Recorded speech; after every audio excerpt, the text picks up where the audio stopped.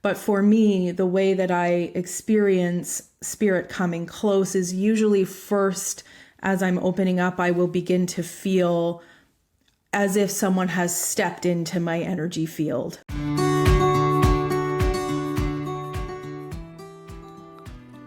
Welcome to the Spirits Beside Us podcast. I'm your host, Chris Lippincott. I'm an ex-Wall Street analyst turned international medium, spiritual teacher, and best-selling author. Each week we'll dive into the fascinating and uplifting arena of the non-physical world to help you deepen your understanding and spiritual connection to the unseen realm.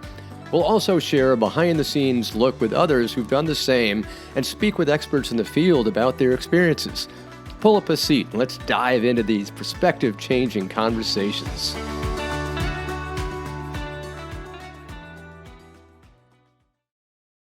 Well, welcome everybody and welcome to another episode of Spirits Beside Us. I'm so happy to have a wonderful guest with me today. Her name is Jeni Juranics, and it's so much of a privilege to have her with us today. I've known her for some time.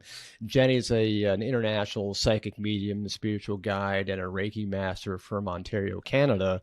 And she's also the host of her own podcast called Spirit Call. So I'm so privileged to have her. Jeni, thank you so much for coming on today. Thanks, Chris. It's nice to see you again after all these years. I know. It's great to catch up. Yeah. Thank you. Wow. So, you've been a medium and been in contact with spirit for some time. And from what I gather, I think you were in contact with spirit since you were, probably a child. When did you first connect with spirit? What was it like? Well, actually, I'm one of those mediums who didn't really know a lot about mediumship. And as a child, it wasn't really my thing. It wasn't something I was experiencing day to day. Looking back, I can see, that was definitely spirit. That was an interesting experience or dream. I would say more so growing up, I was just very empathic and psychic, but it wasn't until my grandfather passed away in my 30s that I realized that I could also communicate with spirit. So it hasn't been, a childhood thing, but I think that it's so complicated for mediums, right? To kind of pinpoint, when did it start? Was I born this way? Has it always been like this? Or I think for all of us, it's there, ready and waiting for the right moment. So when you were a child, did you have certain feelings that something was around you, or were you just kind of like the run-of-the-mill kid, or were you like a little bit different than everybody else? I think that I definitely was aware. I've always been very aware of other people and their energies and sort of the unspoken essence of who they are and what they're saying, right? The kind of psychic side of things. I can remember a lot of memories or experiences. For whatever reason, it would be like that feeling of someone following you up the stairs, or when you're walking through the woods, feeling the presence of someone with you, but looking around and there's no one there. It was mostly things like that growing up, that when I look back, we could all perhaps say that. I think most children are aware that someone walks beside them as they go out for a walk in the field or whatever it is. Would I say that I was aware that maybe I was different than my friends? Not really. But I think it's interesting that when I kind of came out of the psychic closet or the medium closet, people were like, oh yeah, that makes total sense. So maybe other people could see it when I couldn't. So that was like, oh really? You're not at all surprised that this is what I do now? They weren't. So there must have been some clear indicators there from childhood. Yeah. On your website, you've got a great story about how you kind of stumbled on to mediumship. I think you were talking with a friend, and all of a sudden it just kind of like came barreling out. You're like, "Oh my God, what's going on? Wait, I didn't just say that, did I?" Tell me that story. Yes. I love that story. Yeah. So it kind of goes a little bit back further from that, about a month earlier. So I had just bumped into my sister-in-law on the sidewalk, and she said, hey, guess what? My mom just went to see a medium and I'm going next week. And I had lost my grandfather 2 years prior to that. It was I was carrying a lot of guilt and grief for just the way things went. And I was already a very spiritual person. I had the cards, the crystals, the Reiki, all of that stuff was already there, but I was really searching for my purpose and kind of questioning, okay, I believe in an afterlife. I know that spirits are with us, but where is my grandfather? And so when my sister-in-law said, I'm going to have a reading next week, I just knew I have to go too. It almost felt like my mother-in-law went and my sister-in-law went so that I would go. And so within days, I was there having the reading. And the whole time I was there, I was like, this is not what I thought. I didn't realize it was this subtle or this simple, or it's not as theatrical as it's made out to be in the movies. And so I left the reading, of course, having connected with my grandparents, but also this kind of visceral knowing that I could do it too. And so for about a month, I think many people would say Jeni went crazy, because all I was doing was researching mediumship and like listening to interviews just like this, reading books, finding everything that I could, and trying to get into the mind of the medium and understand how does it work for them. And so we end up at the beach with my friend, the story you were mentioning. She said, what have you been up to lately? And I said, for some reason, well, I'm psychic and I think I'm a medium, and I've been learning a lot about that lately. And she said, oh, I'm really intrigued. Tell me more about it. And I said, well, would you like a reading right now? I literally had never done a reading before. I don't know why this came out of my mouth. I was like, why did I say that? Oh, yeah, no. I must be insane. Something cracked. I'm not right. I shouldn't be interacting with people. But at the same time, I knew my heart. I knew my intentions. I knew that if I was ever going to do this, I'd be doing it for good, and that it would just be from a genuine place of wanting to help people. So she said, yeah, I'll take a reading right now. And suddenly I just had flashes in my mind's eye of certain things that connected to her grandfather. And I'm trying to remember now what it was. There was like a flash of a birdhouse. So I said, I'm seeing a birdhouse. And then there was a flash of sunflowers. And I said, sunflowers. And then I got a flash of a body part. And I knew that the person, whoever it was that I was connecting with, had cancer in this certain body part. And these were all just like very clairvoyant, quick flashes of information that as I just said them, I looked over at her and I realized she's starting to cry. And she said, that's my grandmother. She had cancer in that area. And I sent my grandfather a birdhouse for his birthday last year. And just this week, I sent him sunflowers for his birthday again.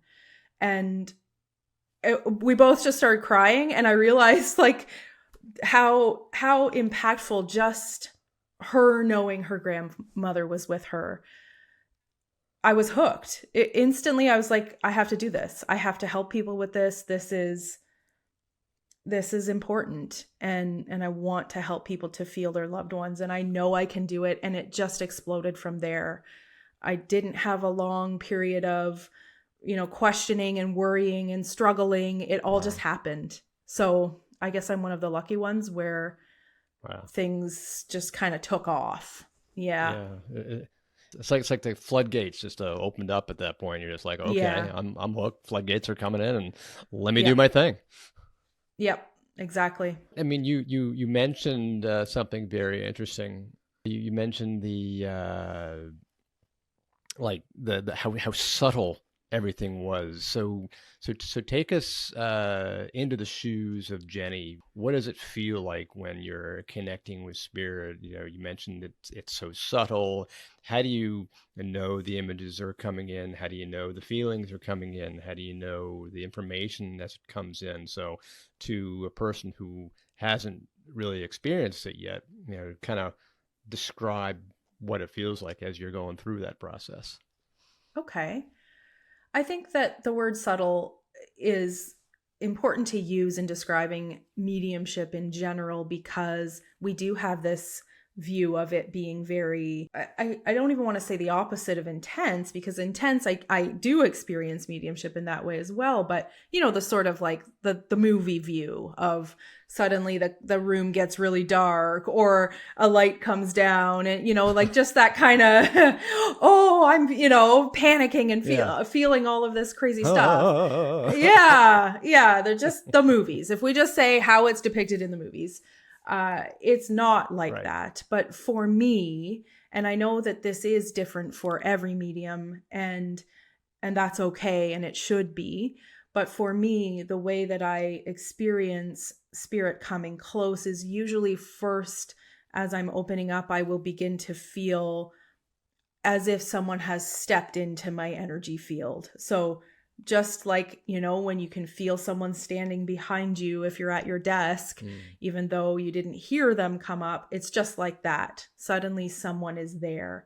And I always try to rely on the spirit person's way of communicating. It's up to them. Are they a quiet person? And so I might just kind of see things and, see images, or are they just super talkative and outgoing and energetic, and they just start talking? And, it's different for every spirit person, but generally seeing, hearing, feeling sensations in my body and emotions, and just knowing. I'm sure you have the same experience, Chris, where you just know what you're supposed to say. Yeah. For me, it's like the energetic tingling, like you'll know they're there. And then when the information comes in, it just drops in out of the blue, and then you just become like a relay station, and you're getting it, and it just floods, and you're like, I don't know why I know this, but it's coming through.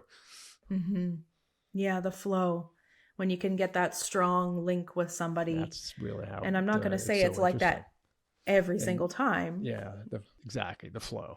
So what was your childhood like when you were growing up? Was it a very traditional childhood? Were you overwhelmed with parental love, or did they not even look at you? What was it like for the childhood of Jeni?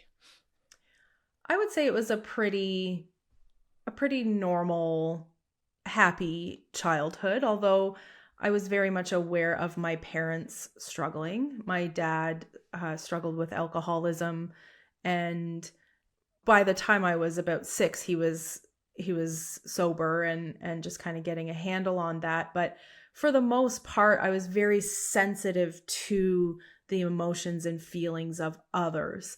But in terms of them allowing me to just be who I am and express myself and become who I have become now, my parents were really good at just not trying to make me be anyone other than who I am. And the older I get, the more I appreciate that, especially doing this work, because their number one was just that I'm happy and healthy. And of course, we all grow up with some kind of wounds, right? Regardless of what your parents were trying to do there. But I think that's another reason it's been really easy for me to just kind of slip into being a medium and not struggling with it so much, like the identity of it and all of that. Now that you've become that medium, do you feel that spirits, pushing you in a certain direction, or do you feel that you're called to do more healing work? Because I know you're also, a Reiki master. Perhaps we should talk about you being a Reiki master first and then a medium. And what was the process like? Reiki versus mediumship, or vice versa? Well, I don't do a ton of Reiki anymore at this point because my readings have really just taken over. I've been doing Reiki for 20 years, I'm going to say now. And the last 9 years, I've been a full-time medium. So the Reiki has kind of taken the back burner, so to speak. But I do think that for many people, Reiki is what I call like the gateway drug, that when we start doing Reiki, we start to become aware of other energies and perhaps spirit standing beside the person that we're treating. I do have an ethical thing there where I don't love when Reiki masters start delivering mediumship messages in a Reiki session, because I think that's not what the person's asking for. So please just give them the Reiki that they came for. Don't use it as your practice session for your mediumship. So I've always been really strict about not letting them cross over, blend in one session. But it is a great place where people start to become super open. So yeah, I've just been doing readings full time for 9 years, and it's definitely kept me busy. And then branching out into the groups and the large audiences, and doing little tours around Ontario where I live here. So it's been a journey. It's kept me busy, and it's been really interesting. That's for sure. Oh, great. Yeah, now you're doing a lot of demonstrations and tours around Ontario. So how's that going? Are you, packing the rooms? Are you getting a lot of people? Are you starting to notice that there's this pattern of people saying, "Oh yes, I really want to hear from my loved one," and there's more of a battle, if you will, and it seems like the more people that are in a room, they're all batteries, and there's more of a charge. So do you feel that? I do. I think that for the most part, when I'm doing a group reading or a demonstration, like you say, my goal is to sort of just like let the audience be the audience, because every audience is so different. And my goal is to make it fun, somewhat entertaining. It is, as much as we don't want to call it entertainment, there does have to be an entertainment essence to it, because it's a fun way to get out and connect with your loved ones and connect with your you want it to be fun and uplifting. Exactly. So I do try to bring a lot of humor.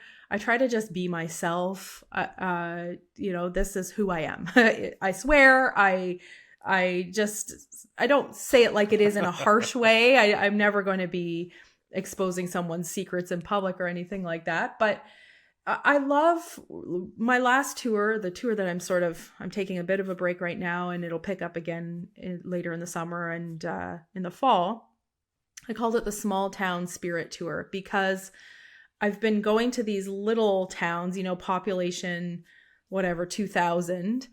And I love how when you get 100 people, 80 to 100 people in a room, how other people are connected to the spirit person that's coming through, even though they didn't come to the event together. So it could be, an example I have is a local restaurant owner was coming through for his niece, yet there was like, I'm going to say, I don't know, a good percentage of the other people in the audience knew him too, because he was the local restaurant guy, So wow, it's really cool. And I wouldn't know that because I don't live there. Right.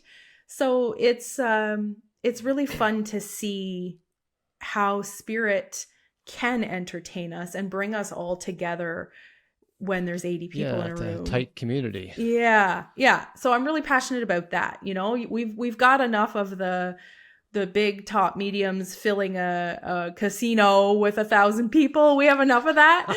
I want to be the small town person who just goes to these little cute communities and just has fun with it. That's what I've been doing the last year or so. Oh, okay. Well, great. It seems like there are so many people who are in need of either connecting to spirit or they want to connect to spirit, but a lot of times they feel that they're either skeptical or they're not quite sure, or they're like, is this real, or is this my memory or my imagination? Or how can you help people understand that yes, they are connecting with spirit, and yes, it's not their imagination, and yes, there is a continuity of life? How can you help them understand that? What is spirit telling you, and what is spirit telling them? Mm-hmm. So in terms of somebody who feels like spirit's communicating to them, is that what you're asking? Like, how can I help someone who... Yeah, exactly. Yeah, because I guess ultimately the question is often I'll get a question of, I think I'm hearing somebody or I feel somebody, but is that my head or am I really hearing spirit? Is that my imagination I or not? know. I know. It's such a hard thing to navigate because we don't want to be crazy and we don't want to No, just make it up. And then when we right. tell our loved ones, I think I'm getting messages from so and so in spirit, they're going to look at us like we're crazy. So I think that it's good to just the first thing that you become aware of, if you're asking for a sign, show me that you're with me, and then an hour later a bird comes and hits the window or lands in an interesting way and you instantly go, oh my gosh, that's my sign. Good, take it. We have to just be okay with just accepting it. And I do think the more we overthink, the more complicated we make it. You really are just intuitively know. You'll feel when it's them versus your imagination because it will feel totally different. And so just get to know you and get to know that feeling of, oh, I think this is spirit. It's very different when you slow it down and go back to the first initial impression that you received. So that never lies. Your body never lies. And spirit, just it can be very quick. It can be very fleeting, some of these moments when we're looking for a sign, right? So And very subtle, like you said. exactly. Yeah. The thing I always tell people is, if you feel it in your heart, then you know it's right. Then you know it's there. If you're feeling it in your head, maybe not. Yep. And, or if it just drops in out of the blue and you're like, that wasn't my stream of consciousness. That's spirit talking to me. Yep. Whereas everybody's like, oh, well, I heard it in my head, therefore I've got to be going crazy. No, it's spirit. Exactly. Yep. When a lot of people also are always in this realm are looking for some kind of guidance, and they try to connect with their spirit guide, but they also get frustrated. Gee, I can't connect with my spirit guide, or gee, I think I'm hearing something. And again, it goes, their head, is it my imagination or is it my spirit guide? Do you have any advice for people who want to connect to their spirit guide or are having trouble connecting to their spirit guide or aren't even sure if they've got a spirit guide? Well, I think that spirit guides are tricky because we can't necessarily validate who and why might be with us, right? With mediumship, we can say, do you recognize this person? Yes or no. But in terms of connecting with your own spirit guide, I think of it much like connecting with your higher self. In many ways, I think that our spirit guides are an image or an archetype of us, ourselves. And maybe we do have some beings or people who have walked with us through many lifetimes that continue, stayed back in the spirit world for us to come down here on our own and live a life, and they're there whispering in our ear all along. I tend to work with spirit guides right now in a sense that it's my higher self, and if my spirit guide can speak into my mind just like my own thoughts, again, it's that kind of plunking in of information. So some of us need to see, okay, what do you look like? What's your name? What do you, when did you live? How are you connected with me? I say, just let all that stuff go. Just don't stress about that. Just say, spirit guides, spirit team, if you are with me, please let me feel you. I don't need to know who you are. I don't need to know your name. You don't have to just ask for their presence and feel them walk beside you, just like the child in the field. Because we put a lot of stress on ourselves for figuring it out. And I think that just complicates it and makes it worse. So I like the simple, practical approach of let it unfold as it does. Don't try to force it. Maybe right now is not the time to have all that information, if that information ever becomes available. Oh, that's great advice. Yeah, I think you hit the nail on the head. Many people put so much pressure on themselves and they feel, oh, I've got to know my guide, or I need to know my guide, or why aren't you talking to me, or whatever. Yeah. When you're doing your mediumship, different mediums have different styles of mediumship. You're more of an evidential medium where you're bringing in more evidence as opposed to other mediums who are less evidential, more message. So perhaps you can explain how you differ versus other mediums and what your style is versus what other people might see. Well, I can't really speak to other mediums. I've only had very few readings in my life, but I think that you're right. The evidential mediumship is where I really focus. That's always my intention to, as I begin to connect with somebody's loved one in spirit, to bring through enough evidence or information that is specific to the person that it is that's coming through, so that the person I'm reading for, the sitter, knows who it is. I can't imagine a reading going any other way at this point after 9 years. That's just how I started from the get-go was, okay, I'm not just going to sit here and say there's someone with you, they love you. If I'm, I have to be skeptical of myself. So from day one, how do I know that I'm really a medium? How do I know that I'm really connecting with another consciousness on the other side? Like, how crazy is that? I needed to know that it was real. And so through proving myself, being skeptical of my own abilities, that's really pushed me into, that also helps the person to know that I'm not just Googling or making it up because we're looking for those pieces of information that I otherwise shouldn't know.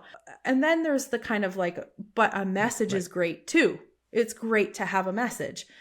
I don't always think that there has to be this big life-changing guidance or message in every reading or with every spirit communicator. So I'm always setting the intention to let you know who it is. How are they with you? What have they seen you doing in your life since they've passed?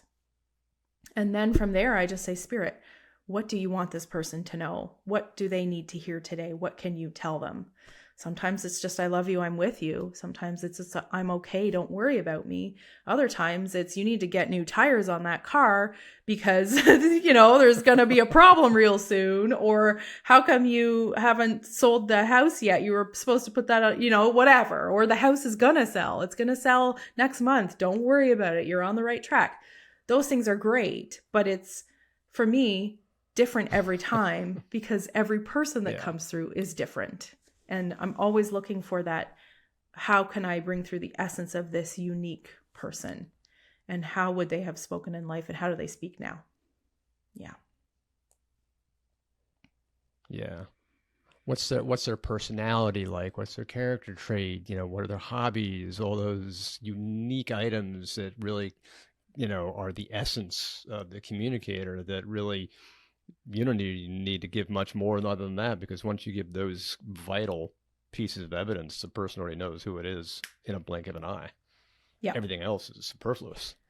Yep. Exactly. Wow. Yeah. Wow. That's great.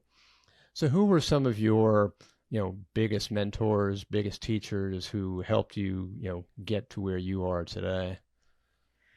Well, Chris, Spirit. Spirit has been my biggest teacher. Spirit is always my biggest mentor. I have actually done, much to many spiritualists or other mediums approval. They might think, wow, she hasn't had a lot of training. That's not good. I've really only done, I did the week with Tony Stockwell. That's where we met. I love Tony. I think he's fantastic. But I haven't done a lot of training with other mediums because for me, my mediumship from the beginning was something that felt like it's between me and spirit. There is no one else that's going to make me a medium. There's nobody else that's going to tell me how my mediumship works. I'm a bit of a rebel like that. I don't like to be told what to do. So by the time I got to the workshop with Tony, I think I was already full-time medium for 2 years, and that was my first time receiving any kind of training, and it was wonderful. I'm so happy I did it. But even since then, I take little bits here and there. But spirit, for anyone who's hoping to develop, ask spirit to teach you. Don't look outside of yourself and look at someone else's mediumship and connection and try to emulate that. Be yourself. Let spirit guide you. That's all you need to do, as long as your heart is in the right place. So well said. Is that spirit really is the best teacher. I mean, you can't get anybody better, because they're already in spirit. They already know how to teach you how to communicate, because they're the ones who are they're the ones that are really doing the heavy lifting. So they're like, listen, follow our advice, follow our teaching, and we'll get you to where you need to be. Yeah. Agreed. Wow. Oh, wow. That's great. Yeah. Because, Tony's class that you mentioned, all that long time, was absolutely great. And, he really, kind of opened up the possibilities, I think, of just what you were saying. It's like, don't make it a cookie cutter. Don't make it something that is, that has to be just like a certain way. You've got to be your own device, your own instrument, and, develop as you will. Because to your point, there's so many people say, okay, it has to be this way. I have to copy that person. No. You are your own person, and spirit's developing you because you're a unique individual. Yep. So true. And that's great. So when you've been going through your mediumship, and you've been going through your connection with spirit, you've been going through, even your childhood, we all experience challenges. Where do you feel that, you've had your largest challenges and the hurdles that, you've overcome? As a medium, like the mediumship journey challenges, or life challenges? Yeah. I mean, I guess both, both in the, the spiritual hurdles and the spiritual challenges that you've overcome, as well as just sort of life challenges in general.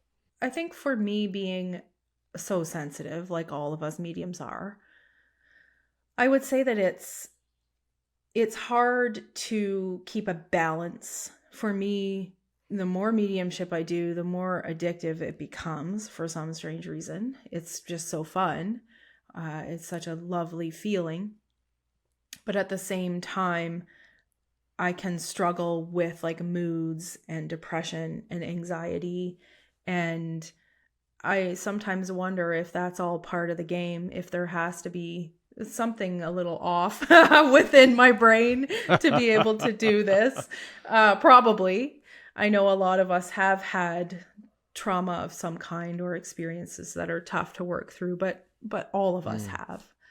I think it's the hardest part now for me is my kids are getting older. My son is turning 16 this week, and we have a four-wheeler, and the kind of the fears of losing my family, the way that I've seen so many of my beautiful clients lose their family members.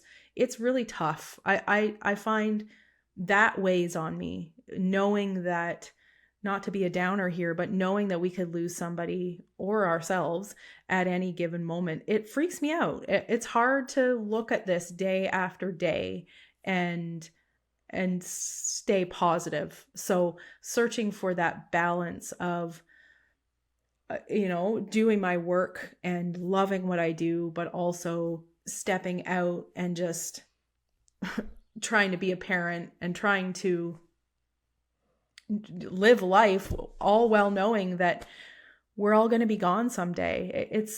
I think there's a reason why a lot of people don't like to talk about death. There's a big, it's uncomfortable.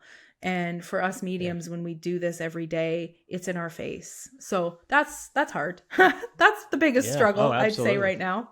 Yeah. Yeah, absolutely. 100%. If we realize, yes, okay, well, there's going to be a transition at some point, and we sort of often tend to mask it as, oh, it's just a transition. It's not a big deal. I look forward to, feeling even better. But then we tend to I don't know, tape over or ignore the fact that, well, yeah, that's a beautiful transition, but it's also the lack of the person that you can see, feel, and touch in the here and the now.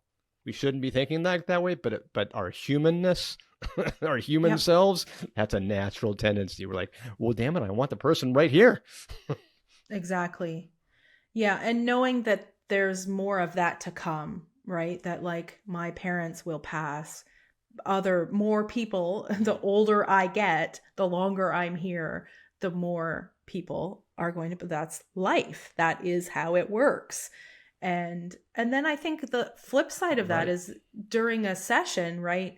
When you're connecting with someone who's in that grief, and yet I'm aware of their spirit person coming through that they miss so much, they're coming through so happy. And it's such a like hard thing to like support this person in grief and honor that, and they're totally valid in missing this person and grieving the way that they are. And here's the spirit person who couldn't be happier where they are. You almost don't want to tell them that, because now you're saying like they don't even miss you. But it's not true. Of course they miss you. Right. So we're always in the middle, right? We're always in the middle Yeah.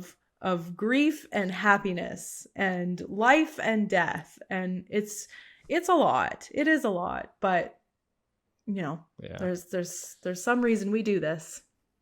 I think we're all crazy somehow. I think all of us Yeah. mediums we're crazy, and I think you touched on it earlier. I think we have all been suffered some severe trauma or something, in our lives to get us to where we are now, because otherwise we wouldn't be as sensitive, we wouldn't be as feeling in the right place where we are. It's like saying a defense attorney has to be a prosecutor first before he can be a defense attorney, because he has to know what it's like on the other side. He has to step into the shoes and know what it feels like.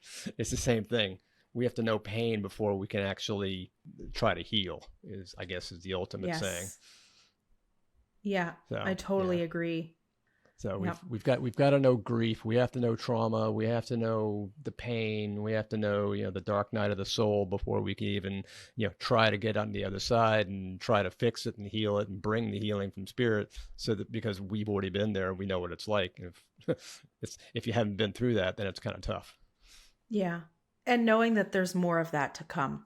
That's like reality of, there's more growth. There is more pain. There are more things that are going to happen, because that is life.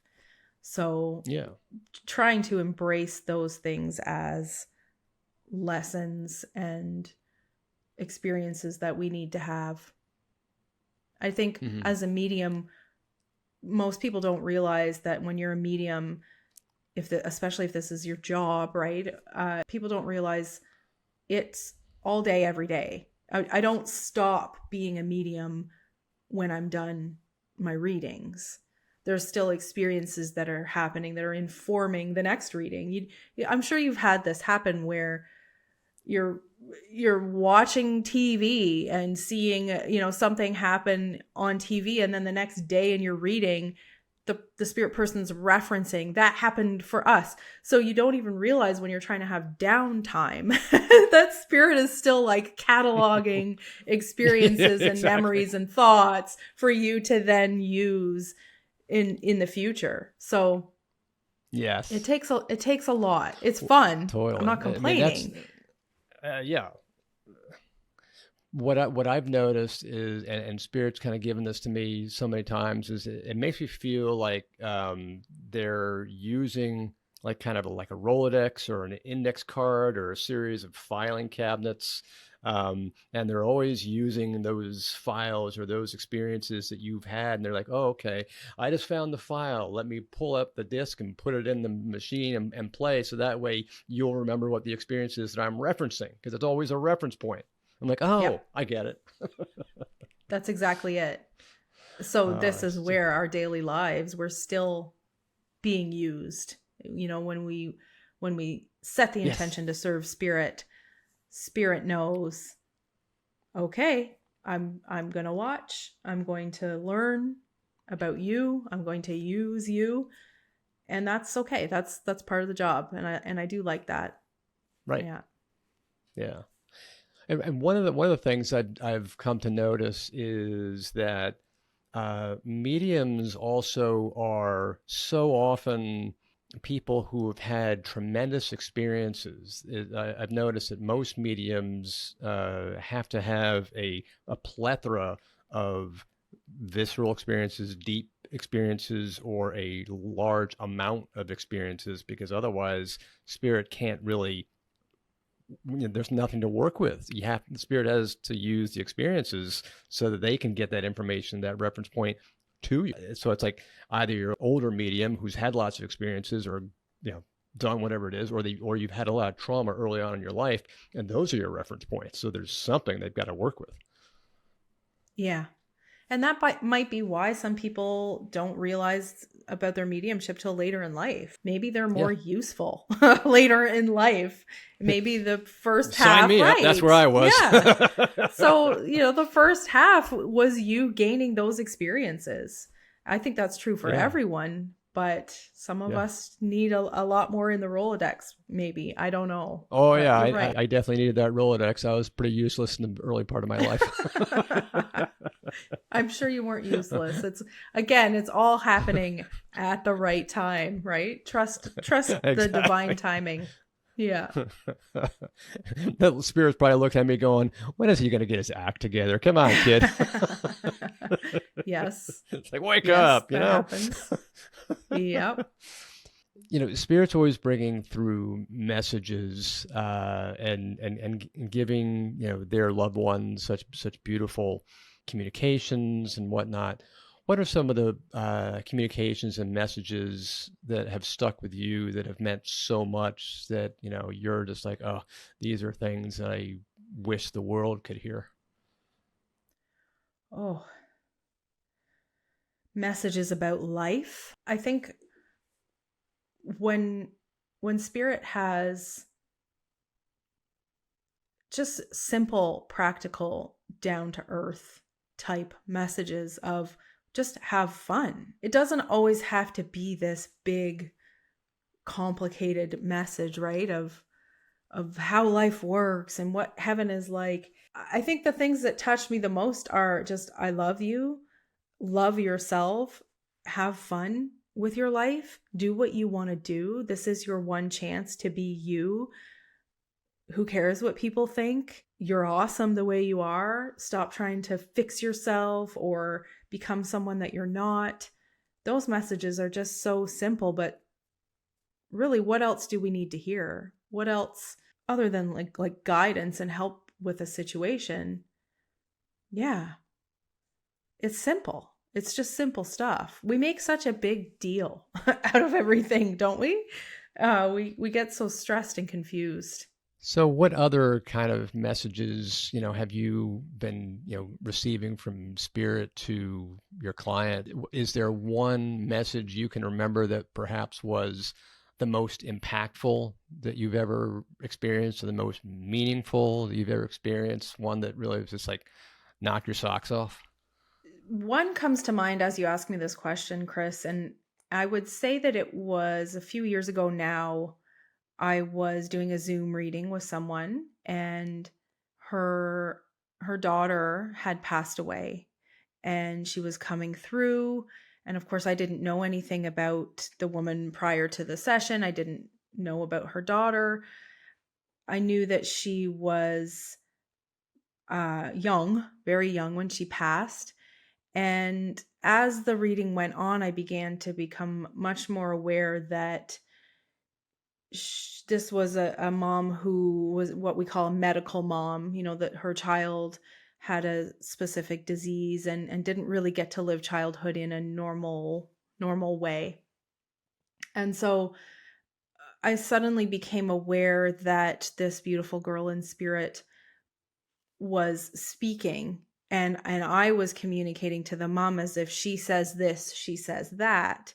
And then it dawned on me that this little girl was nonverbal in life. And yet somehow she's speaking to me, right?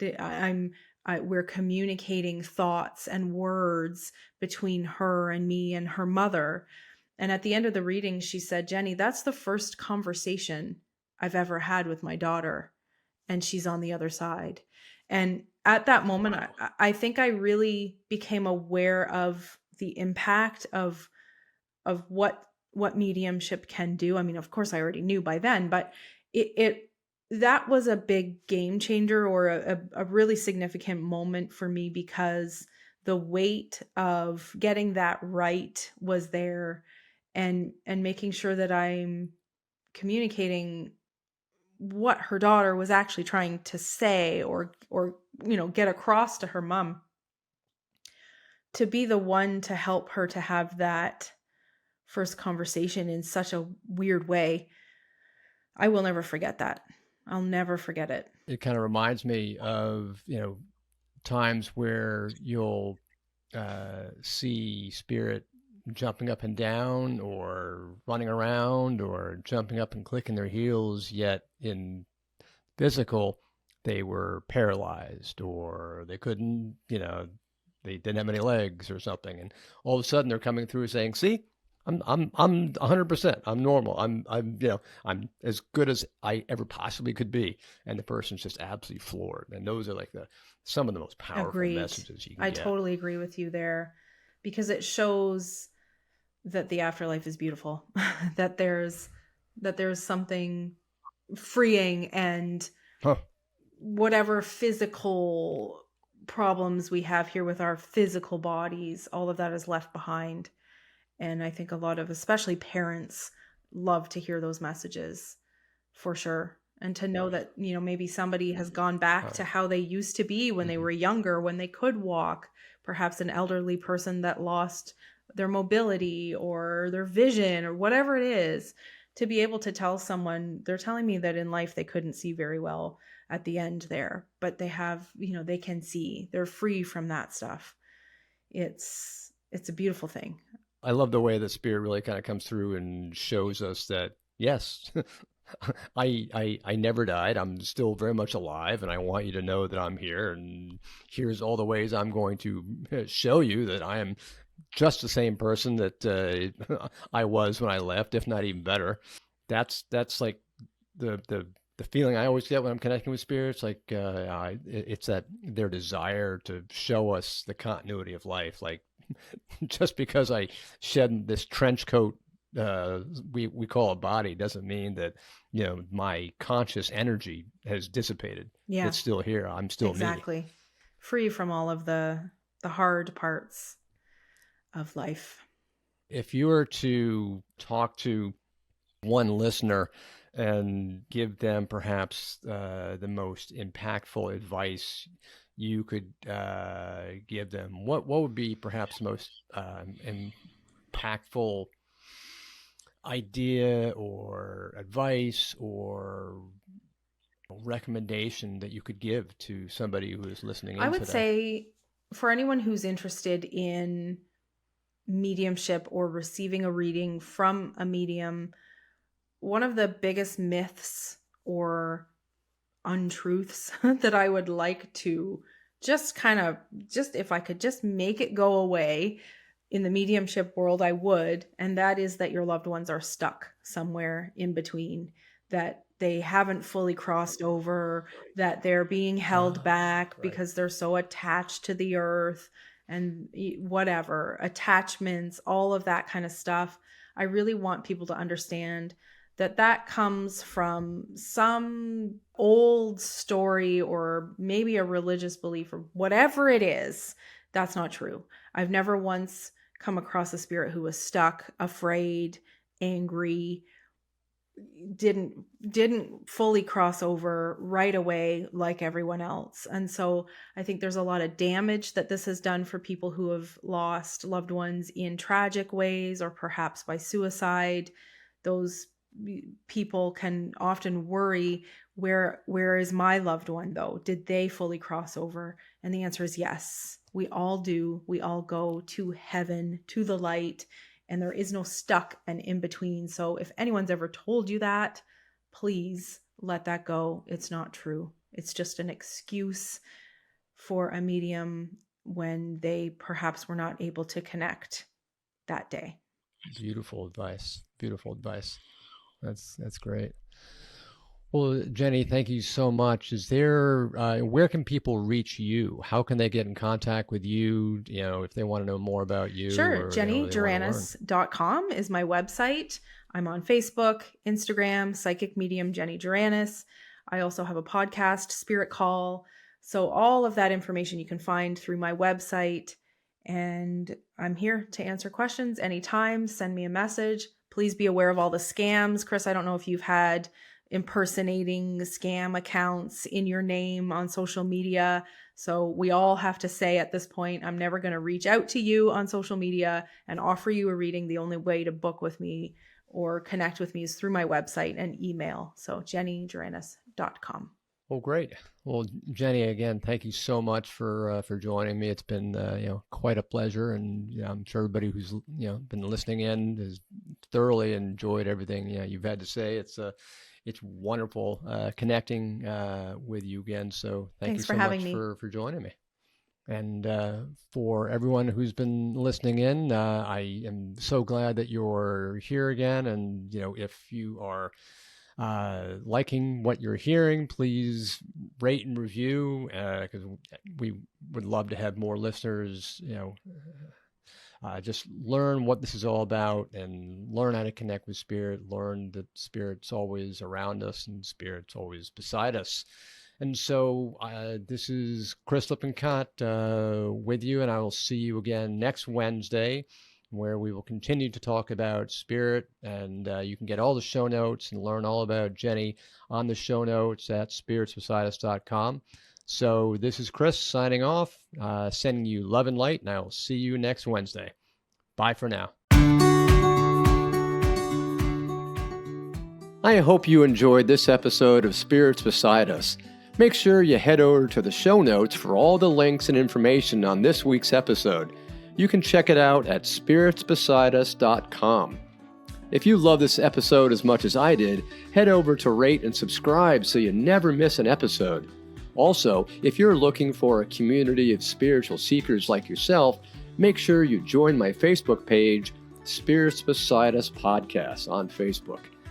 This is Chris signing off, sending you love and light. I can't wait to connect with you again on Wednesday.